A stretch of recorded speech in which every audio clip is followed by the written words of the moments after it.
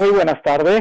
En nombre de Casa de América, soy Fernando Iwasaki y deseo darles la bienvenida a este encuentro con la gran escritora y académica argentina María Rosa Lojo, con quien vamos a recordar a Ernesto Sábato, al cumplirse pues los primeros 20 años de su ausencia, y queremos los lectores de Sábato tener siempre la posibilidad de hablar de su obra, hablar de su figura, hablar de su legado, y qué mejor que hacerlo con alguien que ha demostrado no solamente por sus investigaciones, sino sobre todo a través de su escritura, lo importante que ha sido Ernesto Sábato para la literatura en español.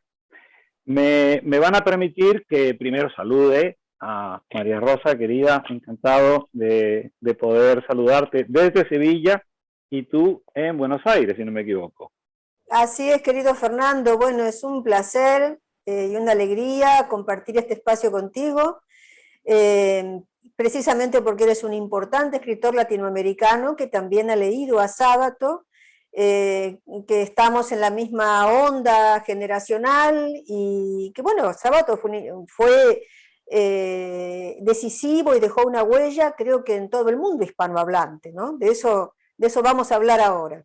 Claro que sí, y yo deseaba darte la palabra y que saludaras a quienes nos están siguiendo, pues en España, en Argentina, en Chile, en México y en todos los países de habla hispana, y también hispanohablantes que no han nacido en el español y que les gusta Sábato y les gusta tu Exacto. obra, María Rosa, y que nos están siguiendo. Quería que saludaras y nos tuviéramos una primera conversación, porque ahora me gustaría con más tranquilidad presentarte, porque creo que es muy importante que comencemos esta conversación pues explicándoles con quién vamos a conversar.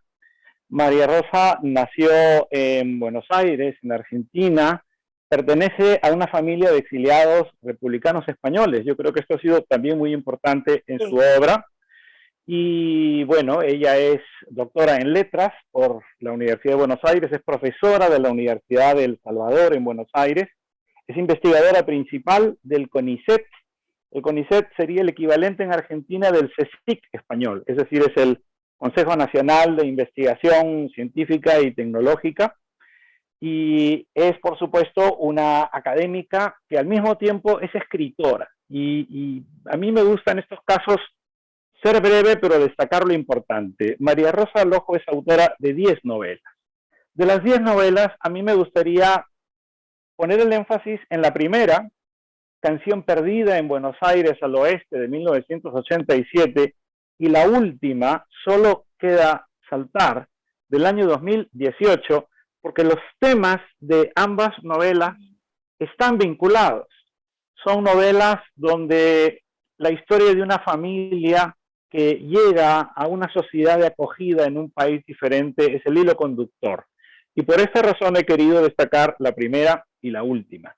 Es autora también, María Rosa, de 4 libros de cuentos, de relatos, como se dice en España, de los cuales quiero destacar de manera especial uno, que se titula Historias ocultas de la Recoleta. Me parece un libro fascinante porque está inspirado en el cementerio de la Recoleta. Yo soy uno de estos, vamos a decirlo así, fetichistas de las tumbas de los escritores, María Rosa, así que yo te prometo que si vienes por Sevilla, te voy a llevar al cementerio, porque ahí vamos a hacer un recorrido muy divertido y muy interesante. También es autora, María Rosa Lojo, de 6 libros de poemas y de microficción. Yo quiero advertirles que estoy tomando la información de 2 lugares que me parece también importante precisar. El primero es la web personal de María Rosa. Y en segundo lugar, el espacio que le ha dedicado a ella y a su obra la Biblioteca Virtual Miguel de Cervantes. Son las 2 referencias a las cuales me estoy basando para hablarles de nuestra invitada de hoy. Destaco de sus libros de poemas y microficción un título en especial, Bosque de Ojos, del año 2011, por ser un libro de microrelatos, pero porque en realidad ahora hablamos de microrrelatos, María Rosa, pero cuando Cortázar publicó Historias de Cronopios y de Famas, nadie hablaba de microrrelatos. Cuando Marco de Nevi publicó sus libros, nadie hablaba de microrrelatos. Cuando Arreola publicó su bestiario, nadie hablaba de microrrelatos. Y tú eres una escritora que ya escribía microrrelatos antes de que los críticos acuñaran el concepto, el género, o como queramos llamarlo, de microrrelatos. Y luego quiero destacar 10 títulos de ensayo e investigación. De esos 10 títulos, hay uno que a mí me ha sido particularmente útil porque María Rosa es una estudiosa de las obras de escritoras del siglo XIX. Sus trabajos sobre Juana Manola Gorriti, sus trabajos sobre Eduarda Mansilla, por ejemplo, para mí han sido muy útiles, pero ella ha hecho una edición de Lucía Miranda, una edición crítica. Y además, dentro de su producción ensayística y académica, hay 3 títulos que nos conciernen para nuestra charla de hoy. Me refiero a su edición crítica de Sobre Héroes y Tumbas del año 2009, a su libro Sábato en busca del original perdido de 1997, y a un libro en el que uno de los escritores que analiza también era Ernesto Sábato, y que se titula El símbolo, poéticas, teorías, metatextos. Es un libro del año 97. Por supuesto, hizo su tesis doctoral, María Rosa, sobre la obra de Ernesto Sábato, quien siempre la quiso, siempre la admiró, siempre alentó su trabajo, y por supuesto, la obra de María Rosa ha recibido muchos premios, ha sido traducida, antologada, ella misma ha sido jurado de diversos premios argentinos e internacionales, colabora con los principales medios de comunicación de la Argentina, y su obra ha sido motivo pues, de distintos estudios, de tesis, de artículos, es una autora dilucidada. Y por lo tanto, María Rosa, yo quería, hecha esta presentación, aprovechar tu conocimiento, tu cercanía con Sábato, para hacerte una pregunta que, por ser la primera, no deja de ser también ambiciosa. Yo creo que existía un Ernesto Sábato escritor y un Ernesto Sábato ciudadano. Para mí ambos modélicos, para mí ambos ejemplares. Pero me encantaría que te escuchemos hablar del Sábato escritor y del Sábato ciudadano, y cómo dirías que podría sintetizar el legado de cada uno de ellos, el escritor y el ciudadano ejemplar. Bueno, Fernando, ante todo, gracias por esa presentación preciosa, cálida y generosa. Me he sentido muy bien, magníficamente recibida a lo largo y a lo ancho del espacio virtual. Así que, bueno, a ver, intentaré resumir como pueda el legado tan extenso, no solo de una obra que no es en sí muy larga, pero sí es una obra monumental en otro sentido, por su envergadura, por su dimensión, por su concentración. Es una obra palimpsesto, la obra literaria de Ernesto Sábato. Sobre Héroes y Tumbas es una novela y es muchas al mismo tiempo, ¿no? O todas sus novelas son, a ver, sus 3 novelas son de alguna manera la misma. Sábato tiene un concepto muy bonito que ya lo expresa muy, muy ilustrativo, está en este libro, Uno y el Universo, que creo que su título es su primer libro publicado, un libro de ensayos totalmente misceláneo, que en realidad es un diccionario curiosísimo que empieza, por ejemplo, a ver, te pone que va a hablar anteojo astronómico, es la primera entrada, y termina nada menos con verdad y belleza. Y tiene una definición que creo que es anunciadora de lo que va a ser su obra. Genghis Khan, bárbaro conquistador y filósofo alemán. Bueno, Sábato fue de alguna manera el escritor que quiso sintetizarlo todo, significarlo todo. A ver, los escritores en general tendemos a eso, ¿no? Tendemos a la aspiración, a la completud, a la totalidad, a dar cuenta del mundo. Bueno, Sábato se puso a hacerlo. En sus libros está muy repetido el concepto de novela total, heredado de los románticos, la tradición de los hermanos Schlegel, la idea de que la novela puede combinar todos los aspectos de la experiencia humana.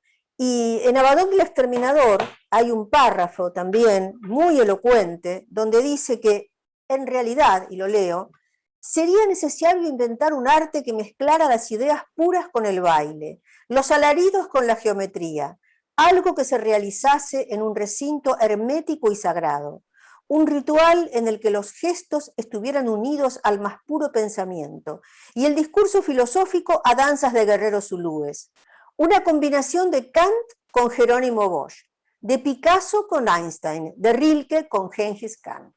Ya era posmoderno, ya era posmoderno. Totalmente posmoderno, ya esto es el Abaddon del 74, pero ya en Sobre Héroes y Tumbas está esta idea. Está desde el germen en la obra de Sábato, que fue un escritor, al contrario de lo que se cree a veces, por esa falsa oposición que se hizo de Borges Sábato, como que Borges era el hombre preciosista, que el mismo Sábato contribuyó a fomentar también, ¿no? Que estaba obsesionado por la corrección, o sea que era cierto, pero no es menos cierto que Sábato también estaba obsesionado por la corrección. Sábato demoró alrededor de 30 años en llegar a componer Sobre Héroes y Tumbas. Es una novela que en su la primera idea que le surge empieza en el 1932, después, bueno, en el 36 ya hay pretextos, hay fragmentos anticipatorios, y recién la va a publicar en 1961. Y después se pasó 30 años entre 1961 y 1991 corrigiendo el libro, puliendo cosas, sacando otras. El informe sobre ciegos también lo corrigió, y bueno, creo que su idea era, que yo también la comparto, los escritores vivimos entre borradores. Hacemos lo mejor que podemos y lo que queda es la versión que nos gustó más, pero siempre la literatura es incompleta. Esa noción me parece una enseñanza en sí misma, ¿no? La idea de que escribimos aprendiendo a escribir toda la vida, y de que tanto la vida como la literatura, él decía que la vida se escribe en borrador, y ese es el problema, pero la literatura también, la literatura es un eterno borrador.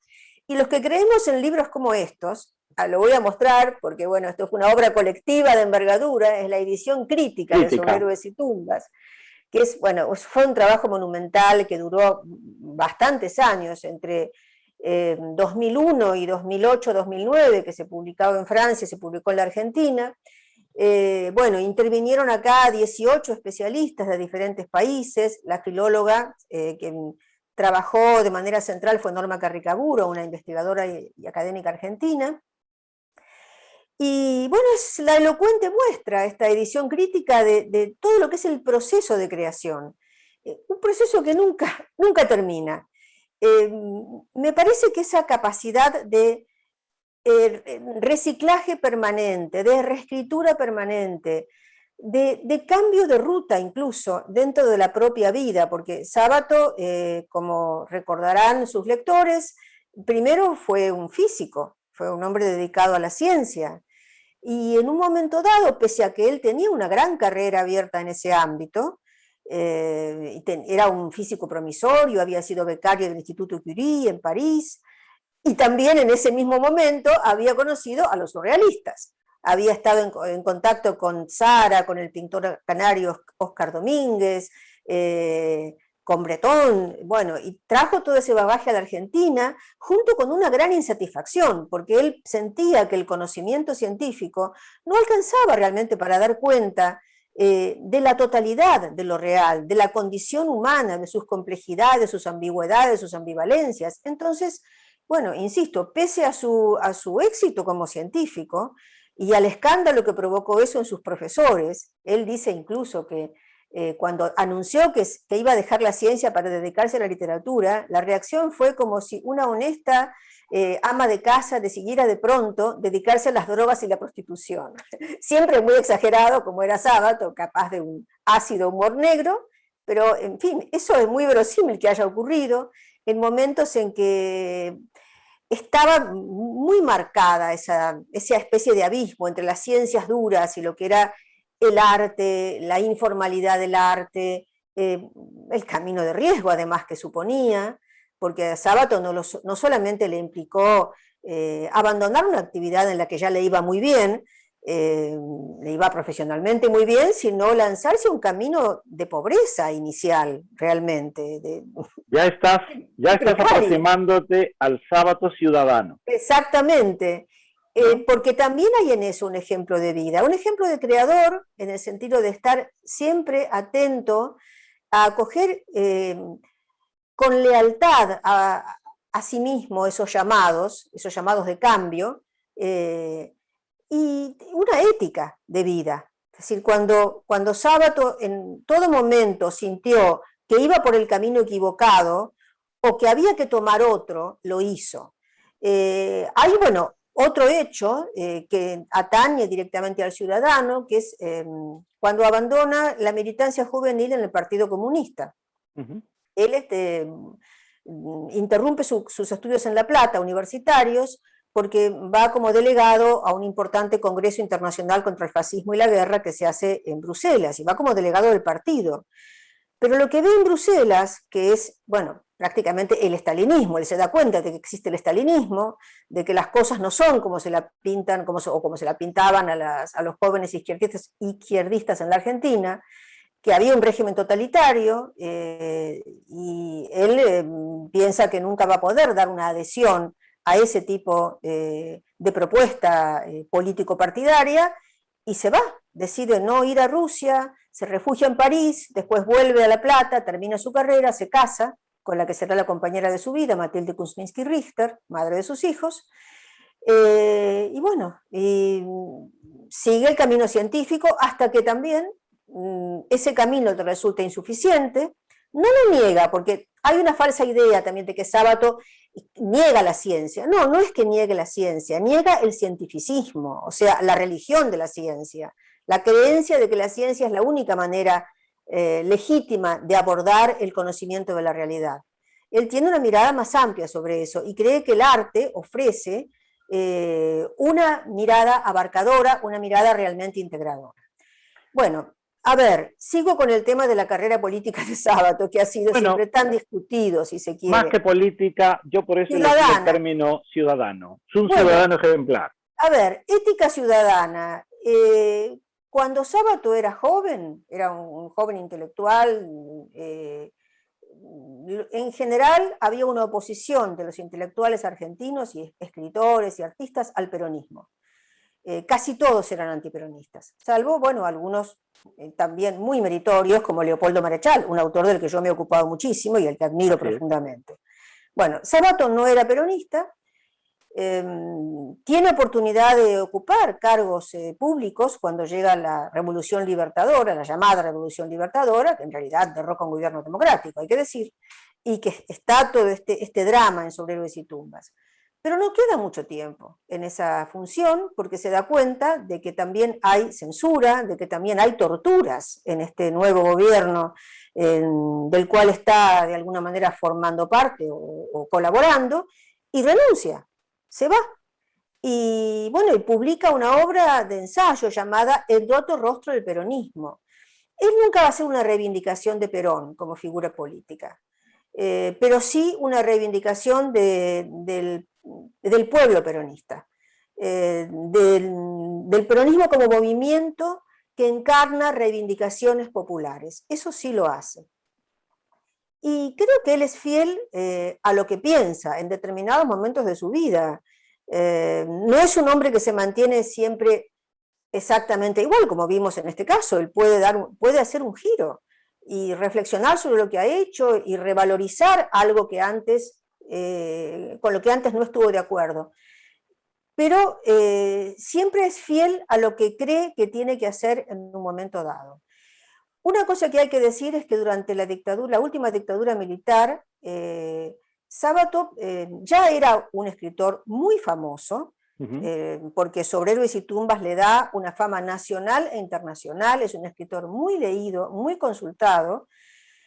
Él no se hace famoso durante la dictadura militar, hay algunos textos que intentan abonar esa idea y no es así, y él pudo haberse ido a cualquier otro país. A pesar de que era bastante difícil vivir en la Argentina en aquellos momentos, y que también sufrió amenazas y tuvo problemas. Bueno, hay episodios muy comentados sobre los que no tiene mucho sentido volver aquí, como si cuando Videla invita a los intelectuales argentinos al almuerzo, que van Borges y va él decide ir, pero no es cierto que Sábato no haya pedido por nadie, porque al hacer esta investigación justamente para la edición crítica, hay reportajes en los diarios donde están mencionados claramente por él mismo, al día siguiente del almuerzo, los nombres del arquitecto Jorge Ardoy y de Antonio Di Benedetto. Y Antonio Di Benedetto, otro gran escritor argentino que vivió exiliado en España, aquí, en sus cuentos del exilio está publicada la dedicatoria a Ernesto Sábato por haber bregado por su libertad en las más altas instancias. Así que, bueno, creo que la desmentida está ahí, en la misma víctima, ¿no? Y luego, cuando llega el momento en que Alfonsín, Sábato tenía simpatías radicales y fue, bueno, un colaborador y admirador del presidente Raúl Alfonsín, cuando toma esa decisión tan difícil, inédita en Latinoamérica, de no dejar pasar los crímenes de la dictadura cívico-militar, bueno, Sábato lo acompaña como presidente de la Comisión Nacional para la Desaparición de Personas. Creo que ya eso solo es un acto ético.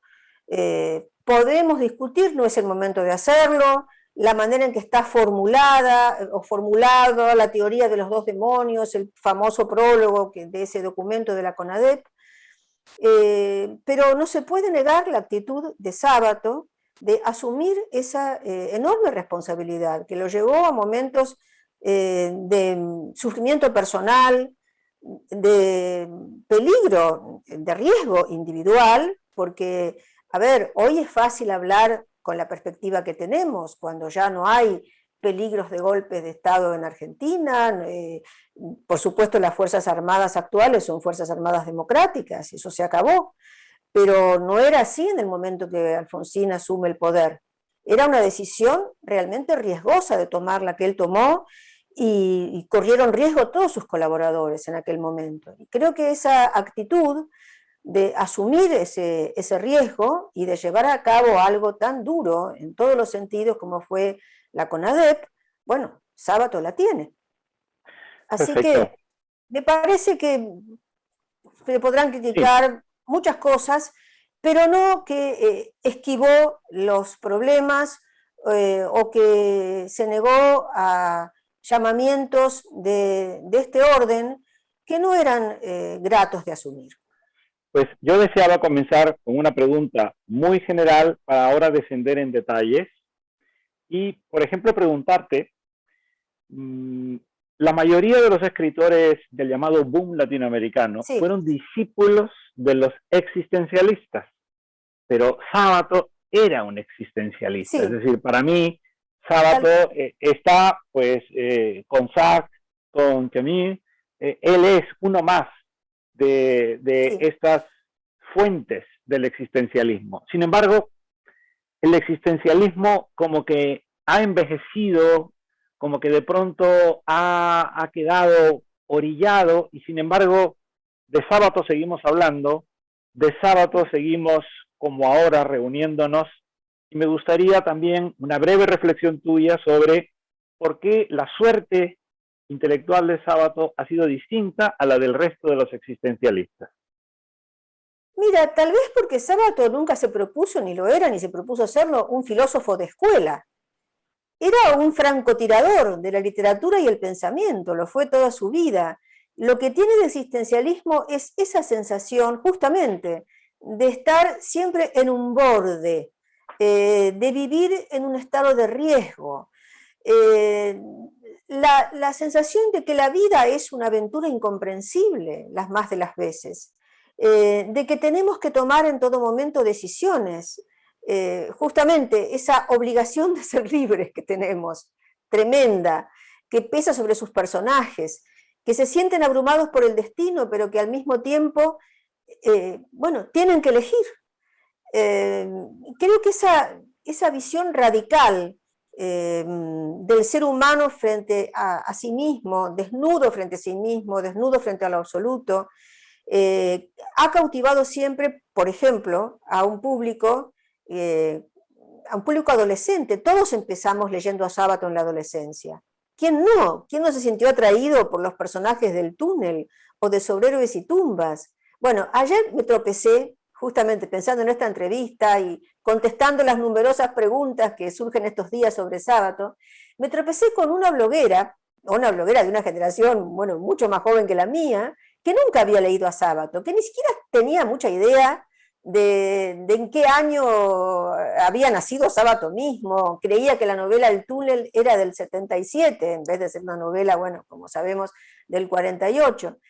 Y lo recomienda fervorosamente. Dice, este tipo, porque habla en lenguaje absolutamente coloquial, es una bloguera desenfadada, no es una especialista en letras ni una escritora profesional. Dice, este tío está contando un asesinato machista, es decir, lo cuenta de una manera tremenda. Es un libro absolutamente recomendable, porque refleja de una manera visceral, es extraordinaria, cómo sentimos los seres humanos. Porque yo leyendo esa novela, que no te la puedes dejar, decía, y es verdad, no se puede dejar El Túnel, leyendo en la pandemia esa novela que no la he podido soltar un minuto, era el 50, yo era una mujer la que escribía, yo era el 50% María Iribarne y era el 50% Castel, y si nada, y si tú tienes, sientes que estás actuando en tu vida normal como actúan estos personajes, pues anda a pedir ayuda que la necesitas. Pues es maravillosa la radiografía que este escritor hace de lo que son las pasiones. Bueno, esa capacidad Sábato sin duda la tenía. De manera tal que una bloguera joven, muchos años menor que nosotros, de otra generación, que ni siquiera se da cuenta tal vez de la importancia de Sábato como gran escritor, como lo estamos viendo ahora, ve el libro en su autenticidad radical. Es realmente una gran obra sobre la pasión humana, sobre las aporías del amor, sobre las relaciones tóxicas entre los seres humanos, el fracaso del amor, que es el túnel, y al mismo tiempo la esperanza de que a pesar de este fracaso trágico, aterrador, el amor todavía exista. Todavía se pueda dar el amor y el conocimiento, que esa es la esperanza que mueve a Castel a escribir. Porque si Castel no tuviera esa esperanza, no seguiría escribiendo desde la cárcel y desde la locura. Escribe a pesar de todo. También es lo que sucede en Sobre Héroes y Tumbas. Un escritor muy diferente de Sábato, pero no del todo, ¿no? Porque ambos tienen un nexo que es la historia nacional. Walter Scott decía que si algo no cambia o no envejece en las novelas, son las pasiones. Y es verdad, o sea, podemos seguir leyendo a Sófocles, podemos seguir leyendo a Shakespeare, podremos seguir leyendo a Sábato en El Porvenir, porque son maestros en el arte de trabajar sobre la pasión humana, la condición humana, los elementos nucleares, esenciales, que organizan al ser humano, ¿no? Y creo que eso es lo que lo hace vivo permanentemente. Fíjate que sobre esto tenía previsto una pregunta, me ha venido muy bien el que hayas sido generosa en tu respuesta. Revisando la obra de Sábato para esta conversación, de pronto me acordé de Stendhal, un autor que probablemente nadie relaciona con Sábato, pero porque Stendhal decía, a mí me van a entender dentro de 50 años. Y de pronto pensé, parece que Sábato estuviera escribiendo para un lector de 50 años más adelante. Y eso sobre todo lo he visto en su ensayo de la resistencia, porque revisando la resistencia me he encontrado con todos los temas que hoy trata el filósofo coreano Byung-Chul Han, que está absolutamente de moda, pero Sábato sí, está hablando de la lentitud. Sábato está haciendo un alegato contra el vértigo de la vida contemporánea. Sábato está, por otro lado, haciendo otro alegato a favor del humanismo, porque estamos, de alguna manera, lo avisoró él a fines del siglo XX, entregándonos a la tecnología. En ese momento Sábato no estaría muy metido en Internet, pero hablaba de la televisión, sí. hablaba de la pantalla como elemento mediador, que esto es algo que Byung-Chul Han desarrolla en La salvación de lo bello y en El enjambre. Sábato hablaba del peligro de la deshumanización por culpa de la incomunicación, y esto también lo desarrolla Byung-Chul Han en La sociedad del cansancio y en La expulsión de lo distinto. Y entonces me pareció que Sábato, en el año 2000 y en otras de sus obras anteriores, estaba adelantándose a problemas que ahora se están discutiendo en distintos foros. Entonces, yo quería también al respecto preguntarte si tú no sentías esa modernidad de Sábato en este momento también. Absolutamente. ¿Y desde cuánto antes lo que estás diciendo? O sea, a ver, hay un libro que se llama Hombres y Engranajes de Sábato, que se refiere exactamente a eso, un libro muy anterior a la resistencia. Y cosas que, a ver, cosas que a la gente en el plano temporal en el que Sábato estaba le parecían obvias o gastadas, hoy día se ven más nuevas que nunca. Ese cuestionamiento de la tecnología, no como instrumento, pero sí la hipertrofia de la Uh -huh. tecnología convertida en un nuevo absoluto, en un fetiche, eso es lo que Sábato critica. Y la creencia en el poder salvador del arte como integrador de los diferentes aspectos de lo humano, el arte como mirada total, el elogio de la lentitud. Todo eso que está en los libros de Sábato, en su momento no fue tan apreciado y valorado como lo puede ser hoy. Eso sin duda. Tampoco la mirada, por los críticos me refiero, lo que voy a decir, tampoco la mirada sobre las pasiones, porque el autor como más venerado en la Argentina desde el punto de vista estético era Borges, que es un escritor maravilloso, pero bueno, él tiene una estética muy particular de la contención, del despojamiento, si se quiere, de la exactitud. Y Borges, Sábato era, y siempre lo fue, un dostoyevskiano, admirador, confeso, además de Dostoyevsky. Entonces, ese mundo barroco, neogótico, pasional que Sábato arma en sus novelas, al lado de lo que era Borges, era un mundo disonante en buena parte.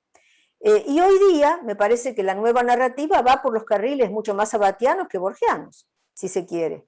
No porque se deje de tener a Borges como referencia, pero creo que la indagación en el lado oscuro, el exceso, el desborde, el horror, el terror, son corrientes muy vivas en la narrativa actual. Y lo de la tecnología es, bueno, absolutamente. Hoy estamos frente al miedo a lo tecnológico, más bien. Si uno piensa el éxito de series como Black Mirror, por ejemplo, ¿no? El impacto que provocan, al mismo tiempo que la gente está fascinada con las redes sociales y no puede dejar de usarlas, sin embargo, estas series tienen un gran impacto, porque sentimos de alguna manera que la distopía ya está entre nosotros. Fíjate, al escucharte hablar pienso en Mariana Enríquez, pienso en Claro, Samantha Schweblin, exactamente. a quienes ves más cerca entonces de estos Yo las carriles, veo como has mucho más dicho. cerca. A Mariana Enríquez, pero sin duda. También a Samantha Schweblin, con su mirada, su ventana puesta en la dimensión fantástica. Pues precisamente sobre las nuevas miradas que podemos buscar en las obras de Sábato, a mí me gustaría proponerte dos para saber cómo las recibes tú y cómo podrías devolvérnoslas. Hay un episodio del túnel que es muy divertido, cuando se produce una cena, una comida en casa de los Allende y Castel se encuentra con Hunter y Hunter habla Sí, mucho y es una persona muy elocuente sí, y sí. Castel siempre lo mira de soslayo y de pronto él hace una teoría sobre la novela policial la compara con el Quijote contemporáneo, como si fueran las novelas de caballerías del presente. Y de pronto yo he pensado que ahí puede haber también una idea de cómo situamos el túnel también como parodia de otro tipo de novelas, muy de la época, por supuesto, ¿no? Todas estas novelas de las que hemos estado hablando propias de la época del existencialismo. Es decir, está Castells haciendo una teoría sobre la novela policial y el Quijote en una novela que a su vez podría ser otra formulación de parodia de las novelas de su tiempo. Esa es una mirada que quería proponerte. Y la otra, ya que hablabas de lo distópico, ya que hablabas de las series, vivimos en la era de las conspiraciones, de las teorías conspiranoicas. Totalmente. Eso le da a Informes sobre ciegos una posibilidad de leerlo de otra manera. Es decir, ya estaría Sábato urdiendo, fraguando hace pues muchísimo tiempo una de las grandes teorías conspiratorias de la literatura. ¿Cómo verías tú estas dos miradas? Bueno, la literatura de Sábato es muy metaliteraria. Él escribe sobre el acto de escribir. Eso llega a un paroxismo en Abaddon del Exterminador, pero ya está en el túnel, como lo acabas de señalar, ¿no? Donde se discute sobre literatura. Bueno, precisamente el personaje de Mimi, que es un personaje muy ridículo, y bueno, Hunter tampoco es un personaje visto con mucha simpatía. Mimi critica a los novelistas rusos como los nuevos ricos de la conciencia. Sí, y lo dice en francés. Sí, sí, sí, sí, totalmente. Lo dice en francés, sí, por supuesto. El túnel mismo es una parodia de policial, porque en realidad, claro, es el relato de un crimen, pero con la gran diferencia de que frente al policial de Enigma, el enigma no es quién fue el asesino, porque eso lo sabemos. El asesino. Al contrario, el asesinato es la tarjeta de presentación del libro y del personaje. Y lo que vamos a tener que dilucidar, que va a ser un enigma abierto, es por qué y para qué la mató. Es algo que el mismo criminal no lo sabe del todo. Y que el lector interpretará. Es decir, qué está buscando Castell en su relación con María Iribarne y qué logra al matarla o qué se propone al matarla. Hay muchas lecturas, precisamente un libro tan breve ha sido objeto de muchas interpretaciones desde un punto de vista filosófico, psicoanalítico, desde la psicología junguiana. Bueno, eso queda abierto y hace estallar todos los moldes del género policial. Y la cuestión del personaje loco, como lo es Don Quijote, también es un leitmotiv de la obra de Sábato, que está llena de locos. Está, bueno, a ver, de locos. De personajes que actúan la locura o que la ficcionalizan, pero que no son locos de manual. Justamente, una de las lecturas de esta edición crítica, llevada a cabo por una doctora en letras y psicoanalista, Susana Romano Sued, lo que muestra es cómo no hay ningún personaje de manual de psicología en la obra de Sábato. Todos son personajes singulares, tienen elementos de los casos clínicos, pero los hacen estallar de alguna manera a todos esos estereotipos. En ese aspecto, también sobre Héroes y Tumbas y también la novelística de Sábato rompe con los estereotipos.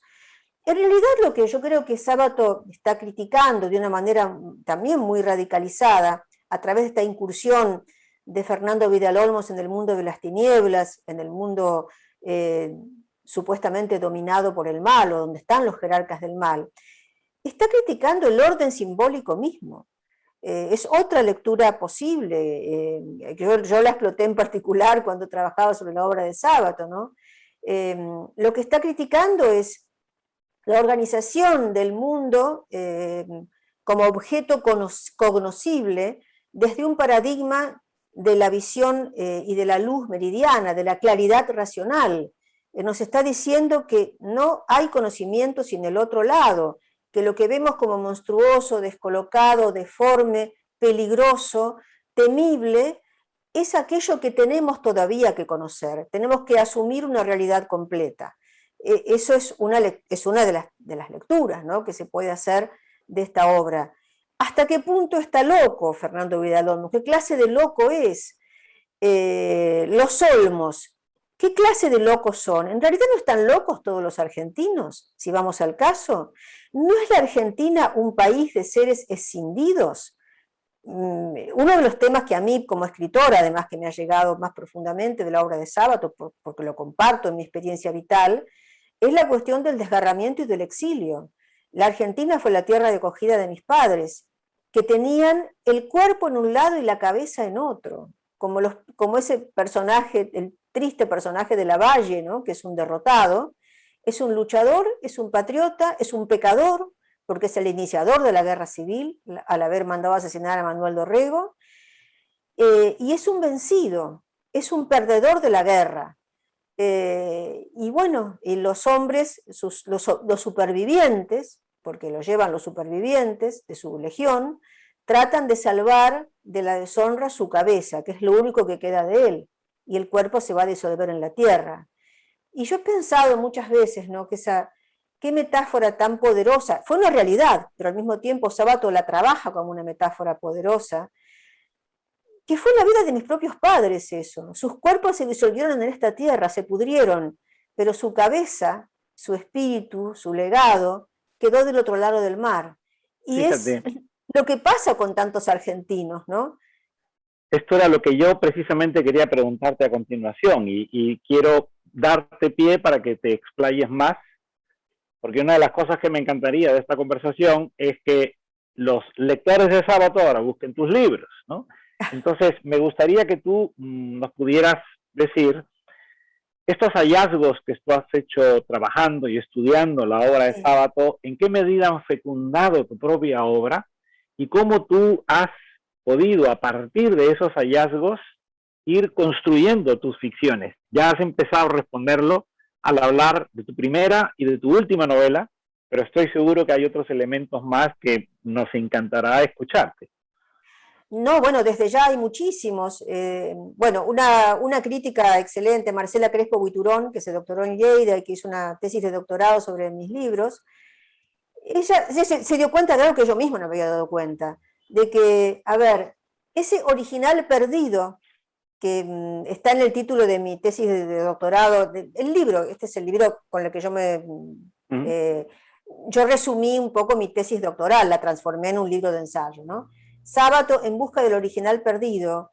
Bueno, ese original perdido para mí pasa por la cuestión de la identidad, la identidad enajenada. Al ser hija de españoles exiliados que pensaban siempre en volver a España, durante toda la infancia el relato fue que la identidad, la reconstitución de la identidad no la iba a poder hacer nunca dentro de la Argentina, yo sola, que esa identidad parte estaba del otro lado del mar, que no iba a completar los fragmentos de mí misma, de mi propio ser, si no cruzaba el mar, si no los reintegraba. Así que esa idea de la reintegración y de la búsqueda del otro lado, para mí fueron motores muy poderosos. La exploración de la historia nacional, la idea de la novela como un portal que se abre hacia muchas dimensiones espacio-temporales. También está en todos mis libros. También me he ocupado de los mismos personajes que él. Por ejemplo, bueno, a ver, la época de Rosas, en esta novela, La Princesa Federal, está Manuela Rosas y está su padre por detrás de este personaje. El cuestionamiento del orden de géneros, el orden de los géneros literarios y el orden de géneros que sostiene la sociedad, porque bueno, las sociedades están organizadas en base a una diferencia jerárquica. Hay un género subalterno que es el femenino y un género dominante que es lo que se llama en la jerga actual el cis heteropatriarcado. Sí. Es eso, en definitiva. Los personajes de Sábato responden bastante a ese patrón cis heteropatriarcal y les estalla en las manos la bomba, no lo pueden sostener. Eso es lo que ocurre en la dimensión subterránea. Ese cis heteropatriarcado queda totalmente subyugado. y ellos, estos personajes, son sometidos a toda una serie de metamorfosis en ese mundo subterráneo y sublunar, donde lo importante es la deidad femenina. Tú El orden se trabajas, invierte. tú trabajas de hecho en tus novelas mujeres. Mujeres, Y ¿sí? desde una perspectiva además histórica, mencionabas antes a Walter Scott, que es como paradigma de novelista histórico, El que inicia la novela histórica moderna, así es. admirado por Eduarda Mansilla y por muchas de las escritoras Sí. latinoamericanas que tú has estudiado también. O sea, yo veo ahí una red. Es totalmente una red, yo creo que, y bueno, y el personaje, a ver, si Fernando Vidal-Olmos es un personaje muy importante, Alejandra Vidal-Olmos no lo es menos. Es un personaje que además abre la llave de muchos mundos. Está en el presente, conecta a Martín con la historia y con el pasado de la patria, y está, también es la llave de acceso al submundo. Así que sí, para mí la reposición del lugar de las mujeres en la historia ha sido una tarea fundamental. La visión de que el orden de géneros sobre el cual está organizada la sociedad es un orden cuestionado y cuestionable. Y después, bueno, está esta otra novela, esta es la última para adultos, Solo queda saltar, es una novela que es para adultos y para jóvenes también. Todos éramos hijos, que bueno, trabaja un tema que fue muy doloroso abordar por toda la carga personal y testimonial también, los que fuimos adolescentes en los años previos a la última dictadura militar, el comienzo de los 70. Yo estaba en la escuela secundaria antes de que se produjera esa última dictadura, y bueno, hay un diálogo entre esta obra, entre Todos éramos hijos, y la obra de teatro que se representa en esta misma novela, que es Todos eran mis hijos, de Miller. Claro, sí. Y que, bueno, esa obra tan vinculada con la responsabilidad social, con la idea de compromiso colectivo y de culpa colectiva, creo que es una idea muy sabatiana también, ¿no? Porque sus novelas no hablan solo, y no podrían hacerlo, de culpas individuales, sino de personajes que representan culpas colectivas, como la representa Lavalle, como la representa Fernando Vidal-Olmos. Representan organizaciones equivocadas de lo real que de alguna manera deben ser reformuladas, reconstituidas. Creo yo, ¿no? Que esa es la propuesta que aparece en sus narrativas complejas, que tienen tantos ángulos y tantos personajes y voces, que también ha sido como escritora un ideal fundamental, dar voz a lo colectivo. Me gustaría, María Rosa, volver a Sábato, formularte una última pregunta porque ya estamos llegando al límite del que nos han concedido. Creo que has abierto un tema que me encantaría que fuera tu última reflexión. Has hablado de Sábato, sabemos lo que significa en nuestra lengua, sabemos que has recibido el premio Cervantes, que es el premio más importante que se le da a un escritor de habla hispana, Así es. pero no olvidemos que Sábato de niño hablaría el italiano en casa, que sería la lengua de la familia. Has hablado de sus conexiones con el surrealismo, hemos hablado de sus conexiones y su amistad con los escritores existencialistas. Sabemos que fue un gran lector de Dostoyevsky y, por supuesto, de muchísimos otros autores europeos. Es decir, de pronto tú nos has abierto la posibilidad, su amistad con Grombovich, por ejemplo, ¿no? de poder analizar la obra de Sábato, pero desde la óptica de la literatura comparada, porque si nos quedamos solamente con la mirada del americanista y de estudiar a Sábato en diálogo con sus, digamos, compañeros argentinos o latinoamericanos, nos quedamos cortos. Entonces, creo que este es un momento en el que la literatura latinoamericana hay que verla también desde la perspectiva de la literatura comparada y sus influencias con todas las literaturas del planeta. Entonces, me encantaría que tu última intervención fuese situando a Sábato en ese lugar de diálogo con la literatura universal, no solamente con la literatura en español? Bueno, todo escritor o escritora es ante todo lector, lectora. Sábato lo fue desde muy joven.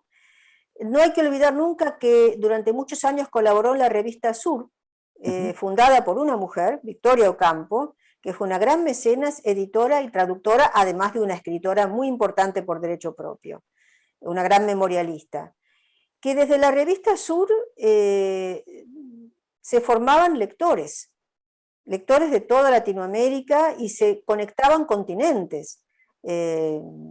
Latinoamérica con Europa, Argentina con Europa, con los Estados Unidos de Norteamérica, porque Waldo Frank, el gran ensayista norteamericano, fue amigo personal de Victoria Ocampo, fue uno de los mentores de Sur y de su construcción.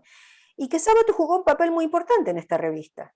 Y habló de libros, y bueno, en sus ensayos nos habla permanentemente de libros. Fue también muy generoso con las claves de su escritura, habló de muchos autores que le interesaban.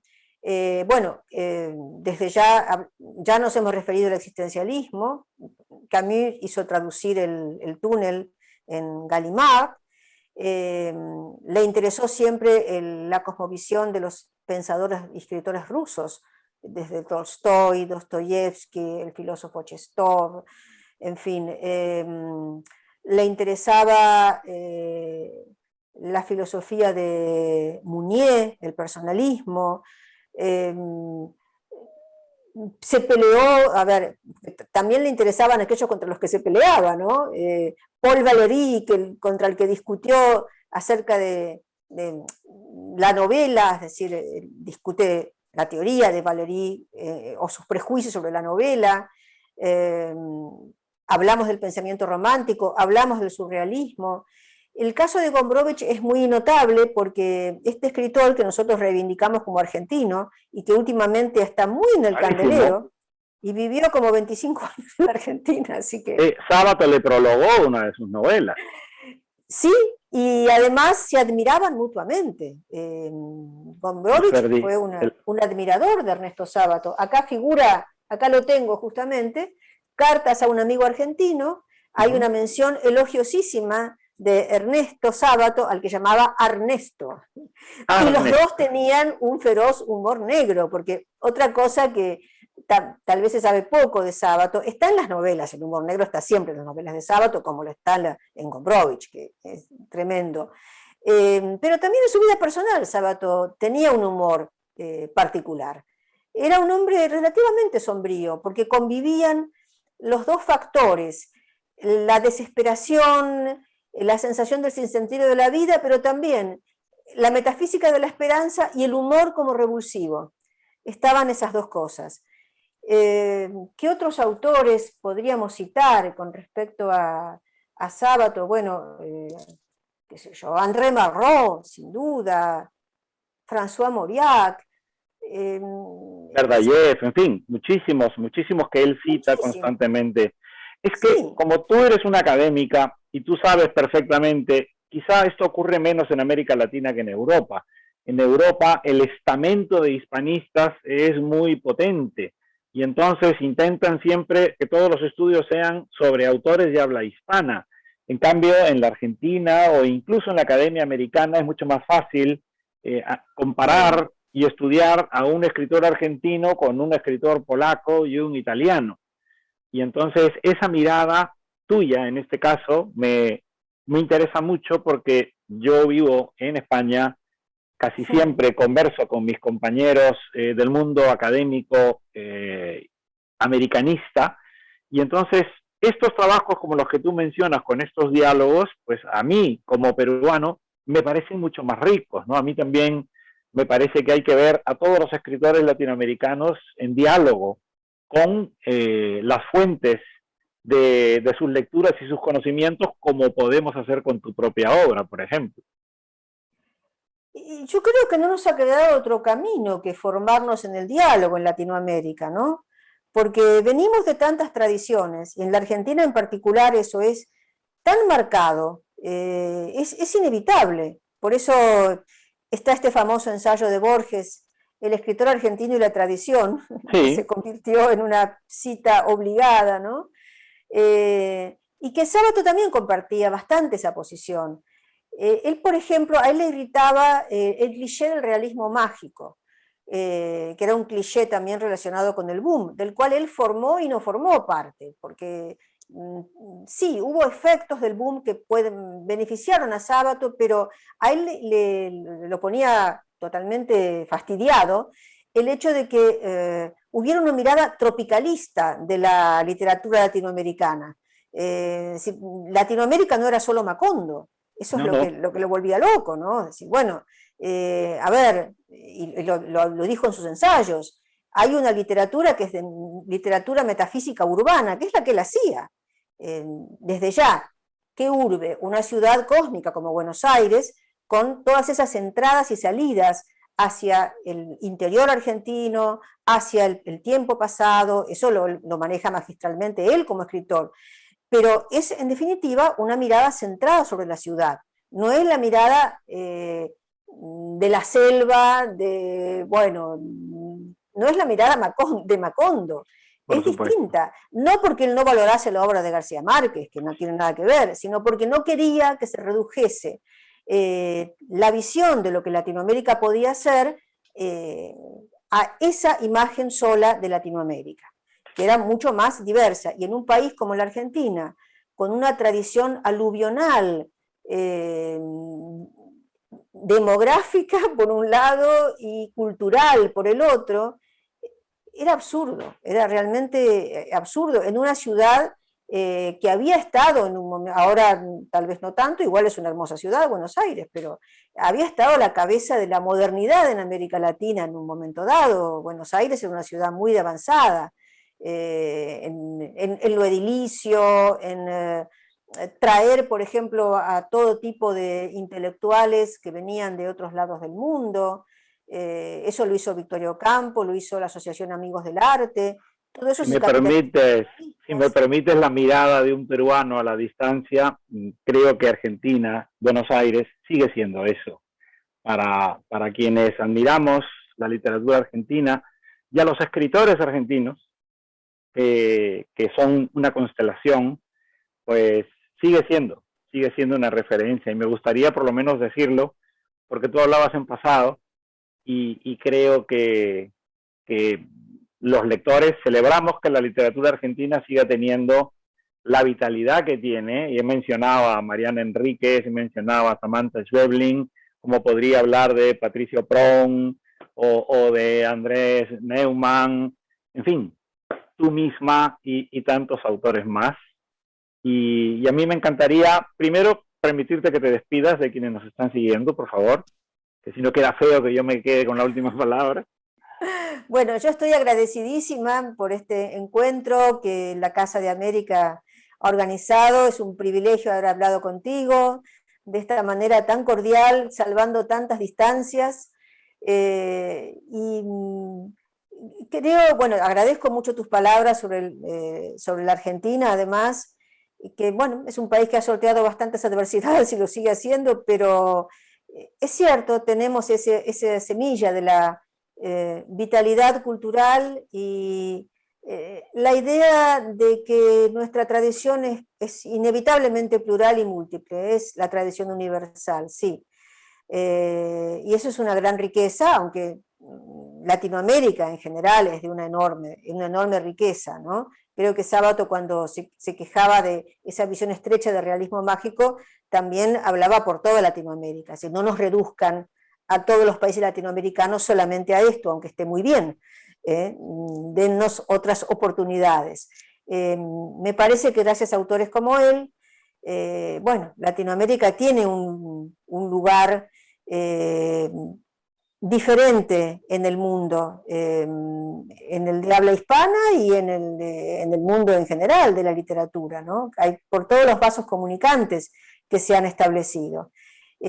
Así que, bueno, quiero cerrar con mi celebración y mi gratitud por el espacio que Casa de América nos brinda a los que vivimos del otro lado del mar, pero bueno, estamos siempre intercomunicados, dispuestos a celebrar lo que viene de nuestro suelo y lo que recibimos de otros lugares y lo que damos a otros lugares también.